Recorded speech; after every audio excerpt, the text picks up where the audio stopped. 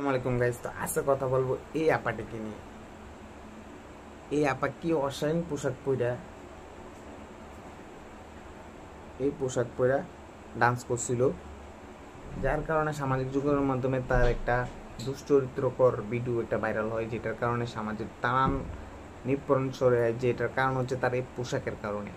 এই পোশাকটাকে পরিধান করার কারণে যে ডান্স করা অস্বাভাবিক, যেটা বাংলার ক্ষেত্রে কোনোভাবে প্রযোজ্য না। সেই ক্ষেত্রে একজন মানুষ হিসেবে আমি বলতে পারি যে এটা অশ্লীল কাজ, এই কাজের কোনো যুক্তি নাই, সেটা সমাজে দ্বন্দ্বনীয় কাজ। কারণ বর্তমান যুগে আপনি কন্টেন্ট ক্রিয়েট করে আপনি যে মানুষকে যা দেখাবেন না শিখাবেন, মানুষ তাই দেখবে তাই শিখবে। যদি আপনি এটা দেখেন তো মানুষ অবশ্যই আপনাকে দেখে ইন্সপায়ার হবে। ভালো জিনিস প্রমোট করুন, খারাপ জিনিস না, কারণ খারাপ জিনিস আমাদের সমাজ, আমাদের ইসলাম সেটা বৈধ করে না। কিন্তু আপনাদের উদ্দেশ্য বলছি, যারা আপনারা এইসব বেস করে, যেমন এই মাহি, সে নিজেকে সিলেটি দাবি করে, কিন্তু তার বাবার চাকরির সুবাদে তার সিলেটে বড় হয়, কিন্তু তার বাড়ি হচ্ছে লক্ষ্মীপুর, নোয়াখালী, এবং তার আসল নাম হচ্ছে কলি। সে কিনা নাটকের সুবাদে তার পরিচয় দিছে মাই।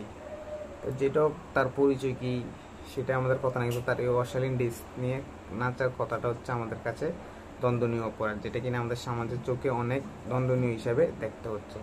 কারণ আমাদের সমাজ এইগুলো জাজমেন্ট করে না, এইগুলোকে প্রশ্রয় দেয় না। আর যারা এইগুলো করতেছে তাদেরকে প্রশ্রয় দেওয়া হবে না, তাদেরকে আইনের আওতায় অবশ্যই আনতে হবে।